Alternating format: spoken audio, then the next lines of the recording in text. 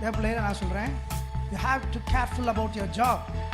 சில பேர் சொல்லுவாங்கல்ல, நேரம் நல்லா இருந்துச்சுன்னா எல்லாமே நல்லா இருக்கும்டா அப்படின்னுவாங்கல்ல, அந்த மாதிரி பணம் வர்றதுக்கு ஒரு காலம் இருக்கு. ஆண்களுக்கு முதல் தேவை என்ன? வேலையில் ரெஸ்பான்சிபிலிட்டி. வேதம் சொல்லுகிறது, நாம் யாரை போலவே இருக்கிறோம், நாம் தேவனுடைய சாயலாகவே படைக்கப்பட்டிருக்கிறோம், தேவனை போலவே இருக்கிறோம்.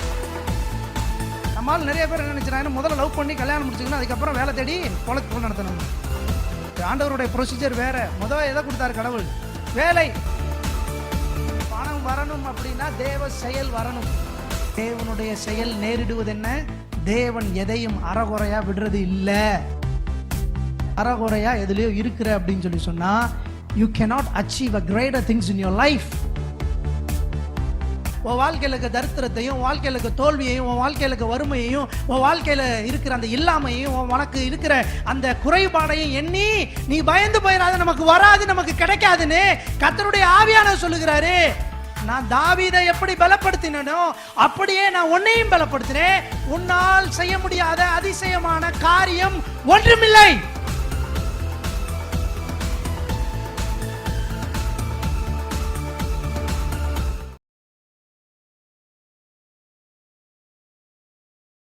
விதைக்க ஒரு காலம் உண்டு, அறுக்க ஒரு காலம் உண்டு. கண்டிப்பாக இப்போயே அதை தான் பார்க்க போகிறோம். காலத்தை பற்றி தான் பார்க்க போகிறோம். இன்றைக்கி நான் பேச போகிறேன். பணம் வர காலம் நேரம். தலைப்பு, இந்த வார தலைப்பு என்ன? பணம் வர காலமும் நேரம். சில பேர் சொல்லுவாங்கல்ல, நேரம் நல்லா இருந்துச்சுன்னா எல்லாமே நல்லா இருக்கும்டா அப்படின்னுவாங்கல்ல, அந்த மாதிரி இந்த பணம் வர்றதுக்கு ஒரு காலம் இருக்குது. பணம் வர்றதுக்கு ஒரு காலம் இருக்குது. ஏன்னா பாஸ்டர் ஞானிகள் மாதிரி நீங்களும் சொல்கிறீங்க, நேரம் காலம்னு சொல்கிறீங்க. உண்மை அதுதான். நேரமும் காலமும் பணம் வர்றதுக்கு வேணும். சரி, அன்னைக்கு அதுதான் பார்க்க போகிறோம் பாருங்கள். போன வாரம் நான் யாரை பற்றி சொன்னேன் அப்படின்னா, தீனாள் பற்றி சொன்னேன். யாரை பற்றி? தீனாள் பற்றி சொன்னேன். தீனாள் எப்படி மேக் ஓவர் பண்ணி ஊர் சுற்ற போனாங்க, அதனால் என்ன ஆச்சு அப்படின்றத நான் உங்கள்கிட்ட ஷேர் பண்ணேன். சும்மா ஜஸ்ட்டு இன்ஃபேக்சுவேஷன், லவ்வாக மாதிரி, லவ் எப்படி பஞ்சாயத்தா மாதிரி இருக்கிறவங்க எல்லாம் செத்து போனாங்க அப்படின்னு சொல்லி காட்டினேன். காரணம் யார்? ஒரு பெண். அவங்க யாக்கோபுடைய மக. அந்த கான்டெக்ஸ்டில் நான் சொல்லும்போது, தேசம் திறந்தே இருக்கிறது, நீங்கள் வியாபாரம் பண்ணி விருத்தி ஆகுங்கள். அப்போது தேசம் எப்பயுமே தேவ பிள்ளைக்கு திறந்தே இருக்குது. நம்ம வியாபாரம் பண்ணி விருத்தி ஆகலாம், நம்ம என்னன்னாலும் செய்யலாம். தேவன் அதை என்ன செய்வார்? விருத்தி ஆக்குவார், ஆசீர்வதிப்பார். எத்தனை பேர் ஆமென் சொல்கிறீங்க? அப்போ நான் அதை போன வாரம் நான் சொன்னேன், நம்ம விருத்தி ஆக்குவதற்காகவே தேவன் வியாபாரம், பிஸ்னஸ், ஒர்க், ஜாப் அதை கொடுத்துருக்கிறாரு. நம்மளை ஆசீர்வதிப்பதற்காகவே தேவன் தொழிலை கொடுத்துருக்கிறாரு, வேலையை கொடுத்துருக்கிறாரு. பாருங்கள், நிறைய பேருக்கு வேலை என்பது கசப்பு. வேலை என்பது கசப்பு. அவங்க பார்த்தீங்கன்னா இருக்கிற எல்லாரையும் தப்பு சொல்லுவாங்க, எல்லாரும் தவறு, அவங்க மட்டும்தான் கரெக்டுன்னுவாங்க வேலை பார்க்குற இடத்துல. அதனால் எனக்கு தெரியும் வேலையில் இருக்கிற கஷ்டம் என்ன அப்படின்னு. அதனால் நான் வெறும் வீராப்பா பேசுகிறேன்னு மட்டும் நினச்சிக்க கூடாது. I know the pain how to earn money. அப்போது ரொம்ப முக்கியம் பாருங்கள், ஆண்டவரே மனுஷனுக்கு எதை கொடுத்தாரு அப்படின்னு சொல்லி சொன்னால், கல்யாணம் பண்ணி வைக்கல. எத்தனை பேர் ஆமென் சொல்கிறீங்க? நம்மால் நிறைய பேர் என்ன நினைச்சாங்க, முதல்ல லவ் பண்ணி கல்யாணம் முடிச்சுக்கணும், அதுக்கப்புறம் வேலை தேடி பொழப்பு நடத்தணும்னு. ஆண்டவருடைய ப்ரொசீஜர் வேற. எதை கொடுத்தாரு கடவுள்? சத்தமா சொல்லுங்க. வேலை. ஆதியாகமம் 2:15. தேவனாகிய கர்த்தர் மனுஷனை ஏதேன் தோட்டத்தில் அழைத்து கொண்டு வந்து அதை பண்படுத்தவும் காக்கவும் வைத்தார். அதான் வேலை. ஆதாமுக்கு தேவன் கொடுத்தது என்ன? சத்தமா சொல்லுங்க. வேலை. எல்லாம் சொல்லுங்க, வேலை. ஏதாவது ஒரு வேலையில் இருக்கியான்னு முதல்ல செக் பண்ணு. வேலை தேடிக்கிட்டே இருக்கேன் பாஸ்டர்னு சொல்லாத. வேலை தேடிக்கிட்டே இருக்கேன் பாஸ்டர்னு சொல்லாத. ஏதாவது ஒரு வேலையை போய் பாரு. Learn something. வேலை செய்கிறியா? அதுதான் உனக்கு மரியாதை. ஆண்டவரே ஒரு ஆண் மகனுக்கு மரியாதையை ஏற்படுத்தி கொடுக்குறாரு. தம்பி வாப்பா, நல்லா தூங்குப்பா, நான் நிறைய உருவாக்கி வச்சுருக்கிறேன் நீ சாப்பிட்றதுக்கு. அப்பா உருவாக்கி இருக்கிறேன், நல்லா சாப்பிட்டு தூங்கி எந்திரிச்சு ரெடியாயிரு, பொண்ணை கூப்பிட்டு வந்துடுவேன். அப்படியே நீ கல்யாணம் பண்ணி பிள்ளை குட்டி பற்றி பெருசாக ஆளாயிரும். அப்படி சொல்லலை. முதல்ல வேலை வாருப்பா, முதல்ல நல்லா வேர்வை சிந்தி வேலை பாரு, பண்படுத்து, அதை காத்துக்க. நாய் நரி எல்லாம் வரும், நீ காத்த எல்லாத்தையும் தோட்டத்தை ஃபுல்லாக அழிக்கிறதுக்கு வரும். Be careful. நீ நல்ல ரெஸ்பான்சிபிள் பர்சனாக மாறு. முதல்ல எல்லாம் சொல்லுங்க, ஆண்களுக்கு தேவை என்ன? வேலையில் ரெஸ்பான்சிபிலிட்டி, பொறுப்புணர்வு. எல்லாம் சொல்லுங்க பொறுப்புணர்வு. ஆம்பளை பசங்களாம் சொல்லுங்களேன் பொறுப்பு. நீ பொறுப்பாக இல்லை அப்படின்னு சொல்லி சொன்னால் உன்னை தேடி உயர்வு வராது. பொறுப்பு, திருப்பி சொல்லுங்க பொறுப்பு. திருமணமே ஒரு பொறுப்பு தான். எத்தனை பேர் ஆமின்னு சொல்கிறீங்க? பொண்டாட்டியை பார்க்கணும், பிள்ளைகளை பார்க்கணும், அது ஒரு பொறுப்பு. 5 வருஷம் கழித்து நான் கரெக்டாக மனைவி பிள்ளைகளை பார்க்குறேனா இல்லையான்னு சொல்லி என்னையை பார்த்து தெரிஞ்சுக்க மாட்டாங்க, என் மனைவி பிள்ளைகளை பார்த்து தெரிஞ்சுப்பாங்க இவர் யார், எப்படி பிள்ளைகளை கரெக்டாக நடத்துகிறாரா இல்லையான்னு சொல்லி. எத்தனை பேர் ஆமின்னு சொல்கிறீங்க? நான் சொல்லுங்கள் பொறுப்பு. தேவலை கவனிங்க, கர்த்தருடைய வார்த்தை சில நேரங்களில் நம்மளிடத்தில் டைரெக்டாக பேசும். நீ பொறுப்புள்ளவனாக மாறாத வரைக்கும் சில காரியம் உனக்கு நடக்காது. நீ நடக்கலைன்னு சொல்லி ஆண்டவரை கம்ப்ளைண்ட் பண்ணுறதை விட்டுட்டு பொறுப்புள்ளவனாக மாறப்பார். ரைட்? சரி, பணம் வருகிற காலமும் நேரமும் வேதம் சொல்லுகிற வழிகளை தான் இன்றைக்கி நான் சொல்ல போகிறேன். பிரசங்கி 9:11. அப்போ தேவன் ஒரு வேலையை கொடுக்குறாரு. அந்த வேலையை பாருங்க, வேலையை மட்டும் கொடுக்கல. படிங்க. நான் திரும்பிக் கொண்டு சூரியனுக்கு கீழே கண்டதாவது, ஓடுகிறதற்கு வேகம் உள்ளவர்களின் வேகமும் யுத்தத்துக்கு சௌரியவான்களின் சௌரியமும் போதாது, பிழைப்புக்கு ஞானம் உள்ளவர்களின் ஞானமும் போதாது, ஐஸ்வர்யம் அடைகிறதற்கு புத்திமான்களின் புத்தியும் போதாது, தயவு அடைகிறதற்கு வித்வான்களின் அறிவும் போதாது, அவர்கள் எல்லாரும் சமயமும் தேவ செயலும் நேரிட வேண்டும். பணம் சம்பாதிக்கிறதுக்கு அறிவு போதாது, ஐஸ்வர்யம் வர்றதுக்கு ஞானம் போதாது, சௌரியமாக வாங்குறதுக்கு சம்பத்து போதாது, எல்லாத்துக்கும் எதுவும் இதெல்லாம் இருக்குது, எனக்கு அறிவு இருக்குது, எனக்கு ஞானம் இருக்குது, இதெல்லாம் போதாது தம்பி பணம் சம்பாதிக்க. சொல்லுங்கள் என்ன வேணும்? தேவ செயல் நேரிட வேண்டும். சமயமும் தேவ செயலும். பணம் வரணும் அப்படின்னா தேவ செயல் வரணும். எத்தனை பேர் ஆமென் சொல்றீங்க? ஃபர்ஸ்ட் பணம் தங்க மாட்டேங்குது, தேவ செயல் இருக்கான்னு பாருங்க. நீங்க செய்யற வேலையில தேவ செயல் இருக்கான்னு பாருங்க. இந்த தேவ செயல் எப்போ வரும் தெரியுமா? தேவ செயல் எப்போ வரும் தெரியுமா? தேவன் எப்பயுமே ஒரு வேலையை அறகுறையா நிப்பாட்ட மாட்டார். எத்தனை பேர் ஆமென் சொல்றீங்க? தேவனுடைய கேரக்டரை சொல்றேன். ஏனென்றால் வேதம் சொல்லுகிறது, நாம் யாரை போலவே இருக்கிறோம். நாம் தேவனுடைய சாயலாகவே படைக்கப்பட்டிருக்கிறோம், தேவனை போலவே இருக்கிறோம். நீங்க ஆதியாகம புஸ்தகத்துக்கு போங்க, தேவனுடைய நேச்சர் ஆஃப் ஒர்க்கை சொல்லுவாங்க. என்ன சொல்லுவாங்க தெரியுமா? தேவன் நல்லது என்று கண்டார். ஒரு வேலை பார்க்குறாரு, அந்த வேலையை ஃபினிஷ் பண்ணி அது எப்படி மாறிடுச்சு? நல்லா மாறிடுச்சு. நீ வேலை எப்படி பார்க்கணும் தெரியுமா? அது முடிகிற வரையும் பார்க்கணும். ஹலோ, இன்று போய் நாளை வான்னு சொல்லக்கூடாது. ஆண்டவர் ஒரு வேலையை செஞ்சார்னா அது அன்னைக்கே பர்ஃபெக்டாக கொடுத்த வேலையை முடிப்பது தான் தேவனுடைய குணாதிசயம். கவனிங்க, என்னை கவனிங்க. அவர் நல்லது என்று கண்டாரா இல்லையா? ஒரு வேலையை கொடுத்து செஞ்சு முடிச்சாங்களா இல்லையா? ஆமாவா இல்லையா? அதான் ஆண்டவருடைய சுபாவம். நீங்கள் தேவனை போல சிருஷ்டிக்கப்பட்டிருப்பீர்கள் என்று சொன்னால், உங்களிடத்தில் ஒரு வேலை கொடுக்கப்பட்டது என்றால் அந்த வேலையை அன்றைக்கு முடிக்க வேண்டும். அதுதான் உங்களுடைய சுபாவமாக மாற வேண்டும். பணம் சும்மா வராது, வேலையை முடிச்சா தான் என்ன வரும்? அதுதான் நேரம், அதுதான் காலம். தேவனுடைய செயல் நேரிடுவது என்ன? தேவன் எதையும் அறகுறையா விடுறது இல்லை. எதையுமே தேவன் எப்படி விடுறது இல்லை?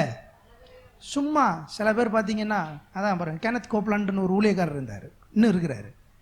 அவர் நல்ல பாட்டுலாம் பாடுவார் பாருங்க. அந்த பாட்டு பாடுற அந்த ஊழியக்காரர் சொல்கிறாரு, ஞாயிற்றுக்கிழமை ஆராதனைக்கு அவங்க நல்லா அரேஞ்ச் பண்ணுவாங்களாம், பாட்டு பாடுறதுக்கு நல்லா ப்ராக்டிஸ் பண்ணுவாங்க. பாட்டு ப்ராக்டிஸ் பண்ணால் எதையுமே அவர் ஓகே பரவாயில்ல நல்லா இருக்குன்னு மட்டும் ஓகேன்ற வார்த்தைக்கு மட்டும் வரவே மாட்டாராம். பர்ஃபெக்டாக ஓகேன்னு சொல்கிற வரைக்கும் விட மாட்டாராம். ஒரு வேலை செஞ்சா அது எப்படி வரணும் சொல்லுங்க? பர்ஃபெக்டா எல்லா வேலையும் முடியணும். அதனாலதான் இயேசுநாதர் கடைசியா சிலுவையில் தொங்கும் போது சொன்னாரு, எல்லாம் it is perfectly perfect and completely complete, it is finished. இனிமே செய்யறதுக்கு ஒண்ணுமே இல்ல, எல்லாத்தையும் செஞ்சு முடிச்சுட்டேன். உன் வேலையில நீ அப்படி இருக்கிறியா? உன் வேலையில நீ அப்படி இருக்கிறியா? உன்னை நீயே செக் பண்ணு. இல்ல அறகுறையா இருக்கிறியா? அறகுறையா எதுலயோ இருக்கிற அப்படின்னு சொல்லி சொன்னா you cannot achieve a greater things in your life. You cannot be grow in your life. உன் வாழ்க்கையில நீ முன்னேறும் பாதியில ஒரு காரியத்துல சாட்டிஸ்ஃபை ஆகிற மனம் இருக்கிறதே, அதை போல ஒரு கொரூரமான ஒரு எண்ணம் எதுவுமே கிடையாது. பாதியிலேயே சாட்டிஸ்ஃபை ஆகிறது. போதும் அப்படின்னு, இது போதுங்க, இது போதுங்க அப்படின்னு நினைக்கிற அந்த குணாதிசயம் இருக்கு பாருங்க, அது மிகவும் தவறு. until and unless you can finish, ஒரு காரியத்தை முடிக்கிற வரை உன்னுடைய ரெஸ்ட்ன்ற வார்த்தைக்கு இடம் இருக்கவே. பணம் இப்படி தான் வரும். கொடுத்த வேலையை முடிச்சியா? சரி. பைபிளில் சில பேர் இருக்கிறாங்க, அவங்கள பற்றி நான் காட்டுறேன். உங்களுக்கு தெரியும் தாவீது. தாவீது யாரு? ஒரு ஆடு மேய்க்கிறவர். திருப்புங்க 1 சாமுவேல் 16:11. பிள்ளைகள் இவ்வளவுதானா என்று ஈசாயை கேட்டான். அதற்கு அவன், இன்னும் எல்லாருக்கும் இளையவன் ஒருவன் இருக்கிறான், அவன் ஆடுகளை மேய்த்து கொண்டிருக்கிறான் என்றான். நமக்கு தெரியும், ரொம்ப கடைசி பிள்ளை ஆடு மேய்க்குது, எங்க? ரொம்ப தூரத்தில். இப்போ சாமுவேல் சொல்றான், ஆள் அனுப்பி அவனை அழைப்பித்தான். அவன் சிவந்த மேனியும் அழகிய கண்களும் நல்ல ரூபமும் உள்ளவனாயிருந்தான். அப்பொழுது கர்த்தர், இவன்தான், நீ எழுந்து இவனை அபிஷேகம் பண்ணு என்றான். ராஜாவா அபிஷேகம் பண்றாங்க தாவீத. ஆனா தாவீத ராஜாவை அபிஷேகம் பண்றதுக்கு முன்னாடி நல்லா கவனிங்க என்ன நடக்குதுன்னு நான் சொல்லிடுறேன். தன்னுடைய அப்பாவா, தன்னுடைய பெற்றோரால கூட, சகோதரரால கூட, குடும்பத்தாரால கூட ரொம்ப ரெகக்னைஸ் பண்ண முடியாத ஒரு ஆள் தான் யாரு? தாவீது. Unimportant person. அம்மா அவர் கூட இருந்த அன்னைமாரெல்லாம் எங்க இருக்கிறாங்க? ராணுவத்தில் இருக்கிறாங்க. ஆனா இவர் என்ன செய்யறாரு? ஆடு மேய்ச்சிக்கிட்டு இருக்கிறார். நல்லா கவனிங்க. நிறைய பேர் சொல்லுவாங்க, எனக்கு நேரம் மட்டும் இருந்துச்சுன்னு வச்சுக்கோங்களேன், நல்லா வேற லெவல் தெரியுமா, அப்படியே சொல்லுவாங்க. அவங்க சொல்றத பார்த்தா உண்மையிலே இவருக்கு நேரம் வாய்க்கலை போல அப்படின்னு நினைக்க தோணும். நான்லாம் எப்படி இருக்க வேண்டிய ஆள் தெரியுமா? நேரம் நமக்கு வர மாட்டேங்குது, வாய்க்க மாட்டேங்குது. ஆனால் உண்மை என்ன தெரியுமா? நேரம்லாம் நல்லா தான் இருக்கு, மனசு தான் இல்லை. இந்த தாவீதோட கூட பிறந்தாங்க தெரியுமா, இராணுவத்தில் இருக்கிறவர்கள், அவர்களுக்கும் தாவீதுக்கும் பெருத்த வித்தியாசம் இருக்கு. ஏன்னா இவங்க எப்படிப்பட்டவங்க தெரியுமா? வாசிக்கலாம் 17:25. அந்நேரத்திலே இஸ்ரவேலர் வந்து நிற்கிற அந்த மனுஷனை கண்டீர்களா? இஸ்ரவேலை நிந்திக்க வந்து நிற்கிறான். இவனை கொல்லுகிறவன் எவனோ அவனை ராஜா மிகவும் ஐஸ்வர்யவானாக்கி அவனுக்கு தம்முடைய குமாரத்தியை தந்து அவன் தகப்பன் வீட்டாருக்கு இஸ்ரவேலிலே சர்வமானியம் கொடுப்பார் என்றார்கள். கவனிங்க, ராணுவத்தில் இருக்கிறாங்க அண்ணன் தம்பி. அவங்களுக்கு தெரியுமா தெரியாதா இந்த விஷயம்? ராணுவத்தில் இருக்கிறவங்களுக்கு விஷயம் யாருக்கு தான் முதல் தெரியும்? ஏன்னா ஊருக்கு சொல்றதுக்கு முன்னாடி ராஜா யாருக்கு தான் முதல்ல சொல்லுவார்? உங்களில் என்னால் முடியாது, உங்களில் யாராவது அவனை ஜெயிச்சா என் மகளை கொடுக்குறேன், பத்தலைனா பணம் தர்றேன், இன்னும் பத்தலைனா நிலம் தரேன், அவனை யாராவது ஜெயிச்சிருங்கடா. இவங்க எத்தனை பேர்? தாவீதோட அண்ணன்மாரு அத்தனை பேரும் ஒரு பய என்ன செய்யலை. ஆனால் ஆள் பார்த்தீங்கன்னா வாட்டா சாட்டமா பெரிய கம்பீரமானவர்கள். ஆனால் இவங்களுக்கு குறை என்ன தெரியுமா? நம்ம அடுத்து எப்போ நம்ம தளபதியாக மாறலாம், அடுத்து நம்ம எப்போ தளபதியாக மாறலாம், யார் பெரியவன் ஆகலாம். ஆனால் பிரச்சனை என்னன்னா, இவனுக்கு ஆசை இருக்கு, ஆனால் ஆசை கேட்ட செயல்பாடு இல்லை. பணக்காரனாக மாறணும்னு ஆசை இருக்கு, காரில் போகிறவங்கள பார்த்தா பணம் வரணும், நம்மளும் இப்படி வாழணும்னு ஆசை இருக்கு. ஆனால் ஆசைக்கேற்ற பாரு இவன்ட்ட ஐடியா இல்லையப்பா. எப்படி ஆண்டவர் ஒன்று ஆசீர்வதிப்பாரு? ஆனால் இங்கே ஒரு சொல்லா இருக்கான், அவன் பாருங்க கரெக்டாக போய் கேட்குறான் பாருங்க. ஆமாம், இவனை போட்டா ராஜா என்ன தருவார்? அவன் டைமான ஆள் பார்க்க தான் கொஞ்சம் அழகாக இருப்பான், அவங்க பார்க்க ஆள் பாடியாக இருப்பாங்க. ஆனால் இவன் வேற ஆள் பாருங்க, கரெக்டாக போன உடனே கேட்குறான். சரி சரி, இவன் கத்திக்கிறான், இவனை எதாவது செஞ்சா எதாவது ராஜா தருவாருப்பா. என்ன தருவார்? ராஜா மிகவும் அவனை ஐஸ்வர்யவானாக்கி. எல்லாம் சொல்லுங்க, ராஜா அவனை மிகவும் ஐஸ்வர்யவானாக்கி. மிகவும் ஐஸ்வர்யவானாக்கி. ஆடு மேய்ச்சிக்கிட்டு இருந்த தாவீது எப்படி ராஜாவானான்ற கதை இது. பாஸ்டர் நான் வீட்டில் சமைச்சிக்கிட்டு தான் இருக்கேன் பாஸ்டர், நான் எப்படி பாஸ்டர் ஐஸ்வர்யவானாகிறேன்? அதான் ஆண்டவர் சொல்கிறாரு. கவனி, எல்லாரும் அமைதியாக இருக்கும்போது இவன் மட்டும் அமைதியாக இருக்க மாட்டான். எல்லாரும் சாதாரண வேலைய இதே பெலிஸ்தனை டெய்லி பார்க்குற அன்னைமாருக்கு கூட யோசனை வரல. ஆனால் இவனுக்கு டைம் வந்துருச்சு, இவனுக்கு காலம் வந்துருச்சு, இவனுக்கு தெரிஞ்சிருச்சு இது நம்ம டைம் அப்படின்னு. ஏன்னா மற்றவங்களாம் எதை பார்க்குறாங்க? எவ்வளோ உயரமாக இருக்கான், அவன் கையில் எவ்வளோ ஈட்டி பெருசாக இருக்குது, அவன் கையில் இருக்கிறது எவ்வளோ பெரிய பட்டயம், அப்படி தான் பார்த்துட்டு இருக்கான். ஆனால் இவன் என்ன பார்க்குறான்? ராஜா என்ன தருவாப்புலன்னு தான் பார்க்குறான். என்ன கிடைக்கும் இவனுக்குள்ளே இருக்க கான்ஃபிடென்ட் பாருங்க. என்ன கிடைக்கும்? பாஸ் இவனை நான் போடுறேன், என்ன கிடைக்கும் இவனுக்குள்ள? திருப்பி திருப்பி திருப்பி திருப்பி ஒரு ஆள் இல்லை, 2 ஆள் இல்லை, 3 பேர்த்திட்ட கன்ஃபார்ம் பண்ணுறான் உண்மைதான். அப்போ இவனை நம்ம போட்டால் நமக்கு பெரிய கேஷ் இருக்குடா, ரிவார்டு முடிவு பண்ணிட்டான். இப்போ இதை போய் சொல்கிறான், சார் நான் சண்டைக்கு போகிறேன், ராஜாட்ட போய் சொல்லுங்க. இப்போ ராஜா வர்றாரு. ராஜா என்ன கேட்குறாரு பாருங்க, 17:31. தாவீது சொன்ன வார்த்தைகளை அவர்கள் கேட்டு அதை சவுலின் சமூகத்தில் அறிவித்தார்கள். அப்பொழுது அவனை அழைப்பித்தான். தாவீது சவுலை நோக்கி, இவன் நிமித்தம் ஒருவனுடைய இருதயமும் கலங்க வேண்டியதில்லை, உம்முடைய அடியானாகிய நான் போய் இந்த பெலிஸ்தனோட யுத்தம் பண்ணுவேன் என்றார். இவர் ராஜாட்ட போய் வீரவசனம் பேசுகிறாப்லங்க. பயப்படாதீங்க பாஸ், நான் பார்த்துக்கிறேன், கான்ஃபிடென்ட் பாருங்க. இவர் சொல்கிறாப்புல, இங்கே இருக்கு தம்பி, நீ நினைக்கிற மாதிரி கிடையாது அவன். அப்பொழுது சவுல் தாவீதை நோக்கி, நீ இந்த பெலிஸ்தனோட எதிர்த்து யுத்தம் பண்ண உன்னால் ஆகாது. ஆளை பார்க்குறான் பாருங்க, ஆளினோட சைஸை பார்க்குறான். நிறைய பேர் நம்ம சொல்கிறதெல்லாம் நிறைய பேர் கேட்குறது இல்லை, நம்ம சைஸை தான் பார்க்குறாங்க. நம்ம என்ன சைஸில் இருக்கோம், இன்றைக்கி என்ன பொருளாதாரத்தில் இருக்கிறோம், இன்றைக்கி என்ன அறிவோடு செயல்படுறோம், இன்றைக்கி என்ன நம்மளுடைய பொருளாதாரம் இருக்குது, இன்றைக்கி என்ன சம்பளம் வாங்கிக்கிட்டு இருக்கிறோம், நம்மளுடைய சூழ்நிலை எப்படி இருக்குன்னு தான் பார்த்துக்கிட்டு இருக்கிறாங்க எல்லாரும். உன்னால் முடியாது, வாயை மட்டும் சும்மா இருறா. வீடு கட்ட போகிறான் நம்மளை, வீடு என்ன வீடு கட்ட போகிற? டாக்டராக போறியா நீ படித்து? உன் வீட்டில் ஒரு பையன் டாக்டர் கிடையாது, நீ மட்டும் டாக்டராக என்ன செய்ய போகிற? எல்லாரும் கரண்ட் சுச்சுவேஷனை தான் பார்க்குறாங்க. ஆனால் அந்த கன்சர்ன் பர்சன் அவன் இருக்கான் பாருங்க, தாவீது. அவரு என்ன சொல்றாப்புல பாருங்க, தாவீது என்ன சொல்றாரு பாருங்க. தாவீது சவுலை பார்த்து, உம்முடைய அடியான் என் தகப்பனுடைய ஆடுகளை மேய்த்து கொண்டிருக்கிற போது ஒரு விசை ஒரு சிங்கமும் ஒரு விசை கரடியும் வந்து மந்தையில் இருந்த ஒரு ஆட்டை பிடித்து கொண்டது. நல்ல வேலைக்கு ஆட்டை தான் பிடிச்சிச்சு, என்னைய பிடிக்கல அப்படி சொல்லலை. ஒரு தடவை ஒரு சிங்கம் வந்துச்சு, ஒரு தடவை ஒரு கரடி வந்துச்சு, கரடியும் சிங்கமும் வந்து ஆட்டை தூக்கிட்டு போயிடுச்சு. அப்புறம் நீ என்ன செஞ்ச? நான் என்ன செஞ்சேன்? நான் அதை தொடர்ந்து போய் அதை நாய் அடிச்ச மாதிரி சொல்றாரு. ஏங்க, சிங்கம் கரடி நான் அடிப்பேன். எத்தனை பேர் ஆமென் சொல்றீங்க? எனக்கு எதிரான காரியங்களை நான் அடிப்பேன், எனக்கு எதிரான தரித்திரத்தை நான் அடிப்பேன், எனக்கு எதிரான வறுமையை நான் அடிப்பேன், எனக்கு எதிரான எல்லா காரியங்களையும் நான் ஜெயிப்பேன். ஆமென். ஜெயமோ எனக்கு கர்த்தரிடத்திலிருந்து வரும். ஆமென்.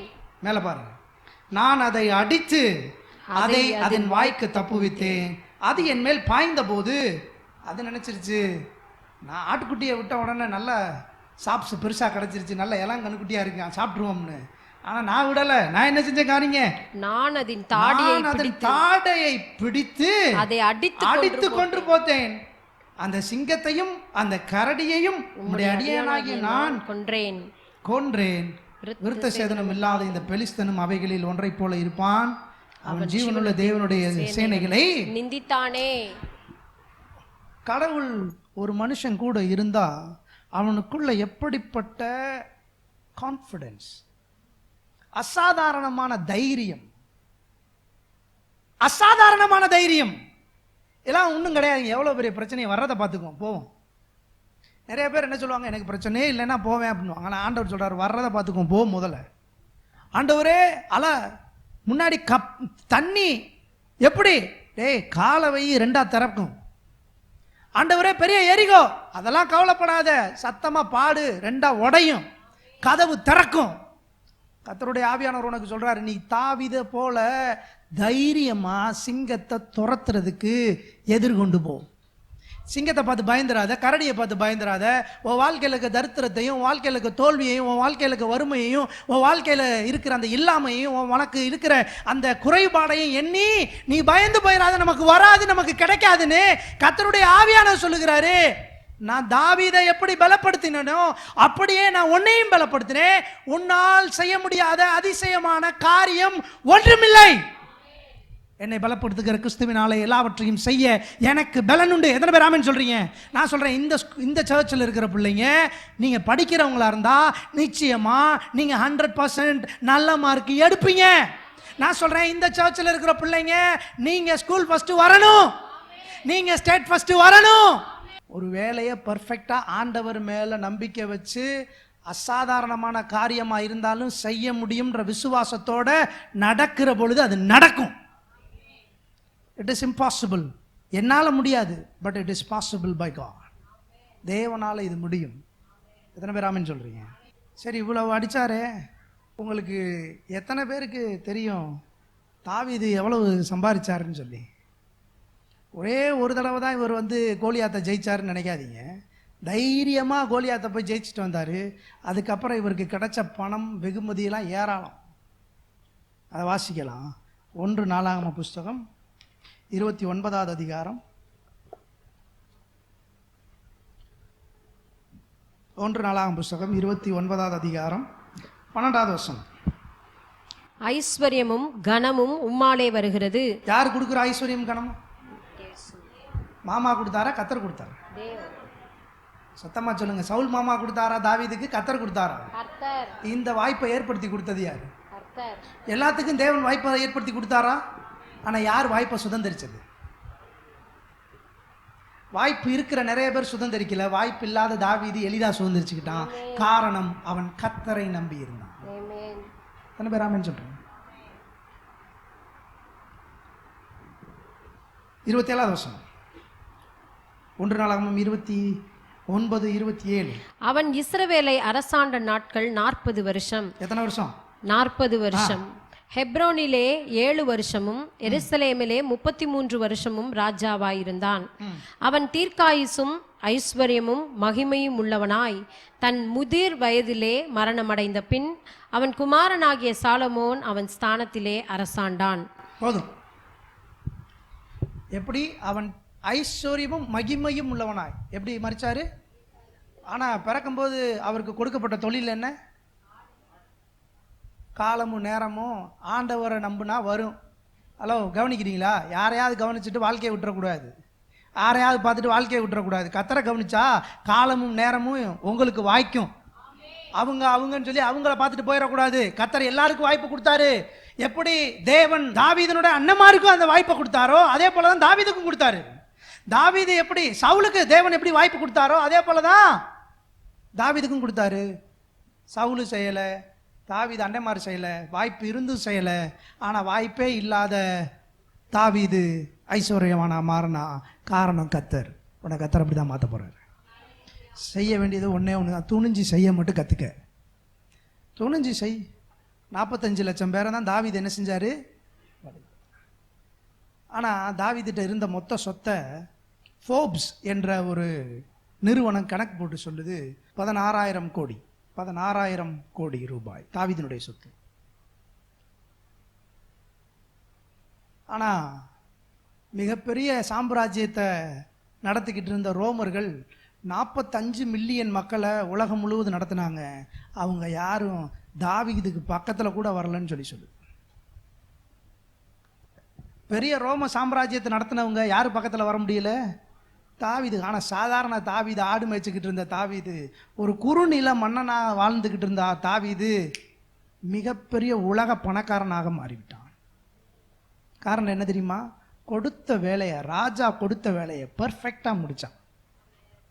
உனக்கு கொடுத்த வேலையை முடித்தாலே போதும். திருப்பி சொல்கிறேன், நல்லா மனசில் ஆழமாக வச்சுக்கோங்க.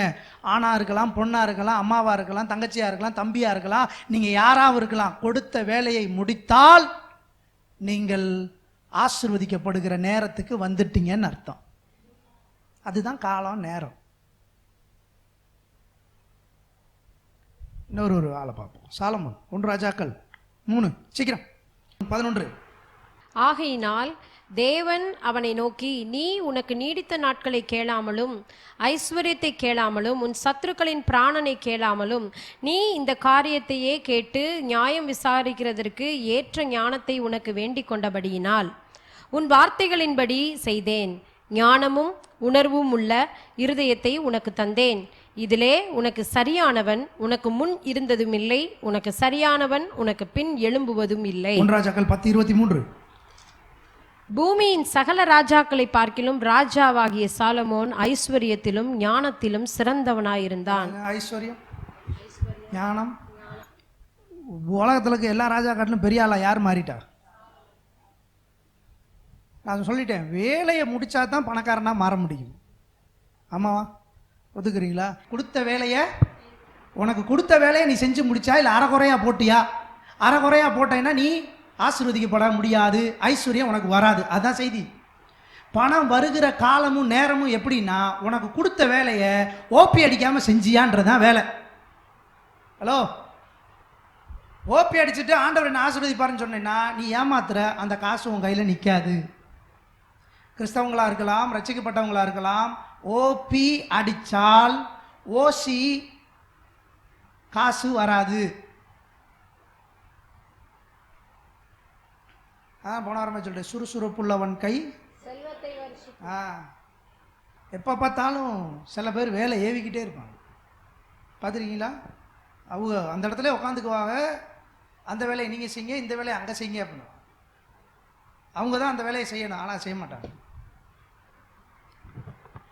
சரி, சாலமன் இந்த வேலையெல்லாம் முடிச்சாரா? கோயில் கட்டுற பெரிய வேலையை கொடுத்தாரே தாவீது, அந்த வேலையை முடிச்சாரா? திருப்புங்க 2 நாளாகம புஸ்தகம் 2ஆம் அதிகாரம் 1ஆவது வசனம்.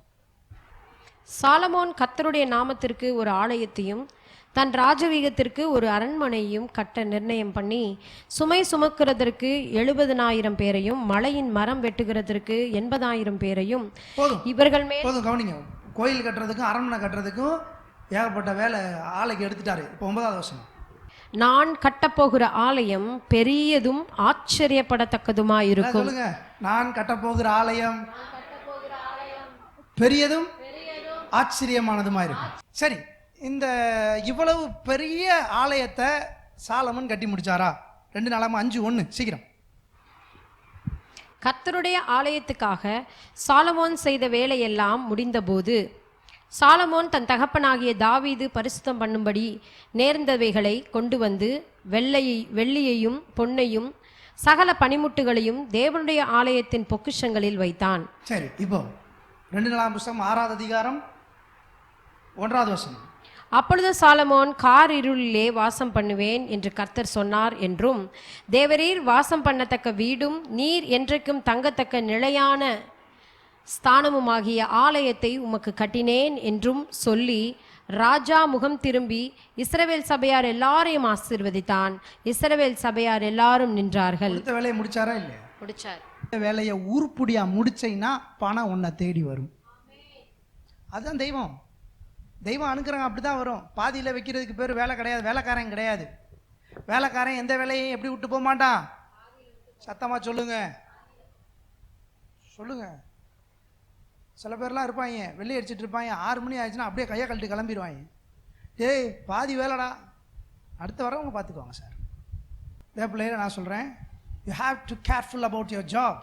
You have to finish what ever you started. நீ எதை ஆரம்பிச்சியோ அதை முடிச்சிரு. நீ எதை ஆரம்பிச்சிருக்கியோ அதை கம்ப்ளீட் பண்ணு. இன்கம்ப்ளீட்டாக விடாத.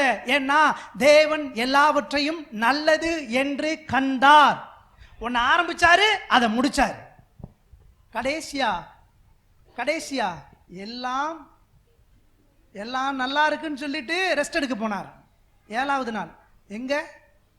6 நாள் வேலை பார்த்துட்டு 7வது நாள் எங்க ரெஸ்ட் எடுக்க வரணும்? ஆலயத்துக்கு வரணும். 7வது நாள் படுத்து தூங்கிடக்கூடாது. 6 நாள் நல்லா வேலை பார்த்துட்டு 7வது நாள் ரெஸ்ட் எடுக்க போகிறேன். கர்த்தர் சொல்கிறேன், நல்லா கவனி. பணம் எத்தனை பேருக்கு வேணும்? பணம் வர்ற வழியை சொல்கிறேன், நேரத்தை சொல்கிறேன், காலத்தை சொல்கிறேன். உனக்கு கொடுத்த வேலையை பர்ஃபெக்டாக முடி. நீ சாதாரண ஆளுன்னு நினைக்காத. கவனி, உனக்கு என்ன வேலை கொடுத்தாங்களோ அந்த வேலையை, எனக்கு இன்னும் டைம் இருக்குது ஆனால் அதுக்கெலாம் நேரம் இல்லை, பிரசங்கம் பண்ணுறதுக்கு நிறைய பாயிண்ட்ஸ் இருக்குது. அப்புறம் இன்னொரு நாள் பார்ப்போம். பாஸ்டர் நீங்களே இன்கம்ப்ளீட்டாக விடுறீங்கன்னு நினைக்காதீங்க. எனக்கு பிரசங்கம் பண்ணணும்னு ஆசை தான், நீங்கள் மணியை பார்க்க ஆரம்பிச்சிருவீங்க அப்புறம். அதனால் கொடுத்த வேலையை கம்ப்ளீட் பண்ணுங்க, கொடுத்த வேலையை கம்ப்ளீட் பண்ணுங்க, பெட்டராக பெர்ஃபார்ம் பண்ணுங்க, பெஸ்ட்டாக இருங்க. சாட்சி அதுதான். அந்த சிஸ்டர் ரொம்ப நல்லா பேசுவாங்க, வேலை பார்ப்பாங்களா? அவங்கள மாதிரி கேட்குறப்பெல்லாம் காசு தர்றவங்க யாரும் கிடையாது. வேலை பார்ப்பாங்களா? உன் சாட்சி எப்படி இருக்கணும்? நீ வேலையில் கெட்டிக்காரன்னு இருக்கணும். ஏன்னா கர்த்தர் அதுதான் உனக்கு கொடுத்துருக்கிறாரு. நீ இங்கெல்லாம் இதுல எல்லாம் ஓப்பி அடிச்சுட்டு மற்றதெல்லாம் நான் நல்ல பேர் வாங்கிடுவேன்னு நினைக்காத, அதெல்லாம் வேஸ்ட்டு. வேலை எல்லாம் சொல்லுங்க, வேலை தேவன் என்னை ஆசீர்வதிக்கும்படி கொடுத்தது. எத்தனை பேர் ஆமென் சொல்றீங்க? நான் நல்லவனா கெட்டவனான்றது வேலையில் தெரிஞ்சிடும். ஹலோ, நேர்மையாக இருந்தால் நிறைய பேருக்கு பிடிக்காது. ஹலோ, ஆமாவா இல்லையா?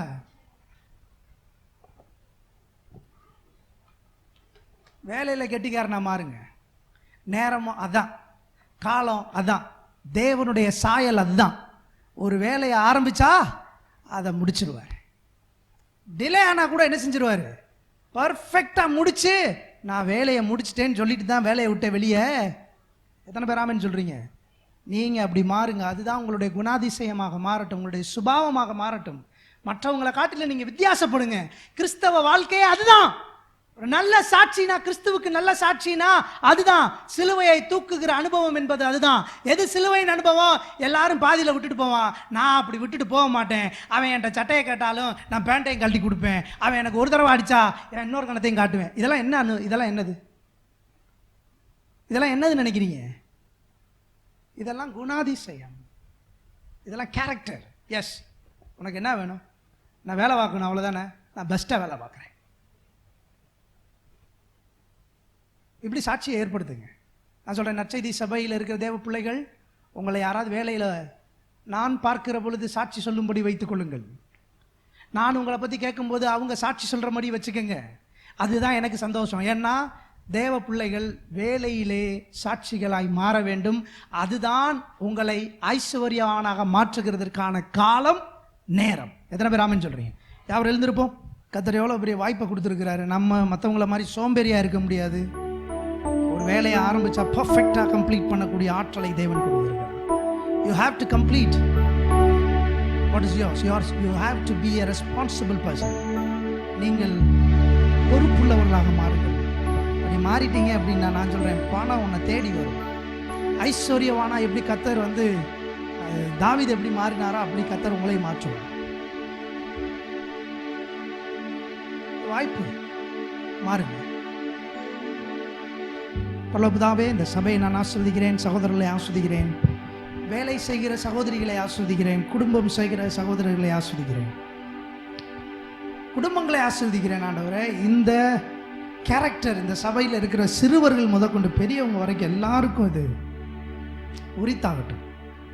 இந்த வேலையை என்ன வேலை கொடுக்குறாங்களோ அதை கம்ப்ளீட் பண்ணக்கூடிய ஒரு ஹார்ட்டை பிள்ளைகளுக்கு ஏற்படுத்தி கொடுங்க. அந்த நேச்சரை ஏற்படுத்தி கொடுங்க. அவங்க எந்த வேலையையும் கஷ்டத்தோட செய்யாம விருப்பத்தோட செய்யக்கூடிய அந்த விருப்பம் அவனுடைய உள்ளங்களிலே ஏற்படட்டும். பர்ஃபெக்டா மாறட்டும். உமக்கு சாட்சியா மாறட்டும். உண்மையை வெளிப்படுத்துகிறவர்களாக மாறட்டும். எப்படி தாவீது ராஜா கொடுத்த வேலையை முடித்தாரோ அது பிள்ளைகளுக்குள்ள வேலை செய்யும்படிக்கு சொல்லிக்கிறேன், ஆசீர்வதிக்கிறேன். அவங்க என்ன செஞ்சாலும் அதுல சிறந்து விளங்கட்டும். அந்த தொழில் பண்ண அதுல சிறந்து விளங்கட்டும், சாட்சியா இருக்கட்டும். 4 பேர் அவங்கள வாழ்த்தும்படிக்கு இங்கே ஏற்படுத்தி கொடுக்கறதுக்காக நமக்கு நன்றி. இயேசுவின் மூலம் ஜெபித்து பிள்ளைகளை ஆசீர்வதித்து இவர்களை நீர் பெருக்குகிறீர், உயர்த்துகிறீர், கனம் பண்ணுகிறீர், விருத்தியாக்குகிறீர் என்று எதிர்பார்த்து உம்மை துதிக்கிறோம். எங்களுக்கு என்னவெல்லாம் நீர் அந்த ஆசீர்வாதங்கள் வைத்திருக்கிறீரோ அதெல்லாம் எங்களுக்கு இன்றைக்கு உரித்தாகட்டும். அது எங்களுடைய பிள்ளைகளுக்கு உரித்தாகட்டும், சந்ததிக்கு உரித்தாகட்டும், சரீரத்தில் வெளிப்படட்டும். சுகம், பலன், ஆரோக்கியம் உண்டாகட்டும். அந்த மாம்சத்தில் வெளிப்பட்ட அந்த இயேசுவினுடைய ஆரோக்கியம், ஜீவன், ஜோயி இன்றைக்கு எங்கள் ஒவ்வொருவருக்கும் வெளிப்படட்டும். சரீரத்தில் பலவீனமாக இருக்கிறவர்கள் எல்லாரும் பலன் கொள்ளட்டும். இயேசுவின் நாமத்தில் பிதாவே, ஆமென். கர்த்தர் உங்களை ஆசீர்வதிப்பாராக. ஆமென். உடைய கர்த்தராகிய இயேசு கிறிஸ்துவினுடைய கிருபையும் பிதாவாகிய தேவனுடைய அன்பும் பரிசுத்த ஆவியினுடைய அந்யோன்ய ஐக்கியம் நம் அனைவரோடும் இன்றும் என்றும் சதா காலங்கள் இருப்பதாக.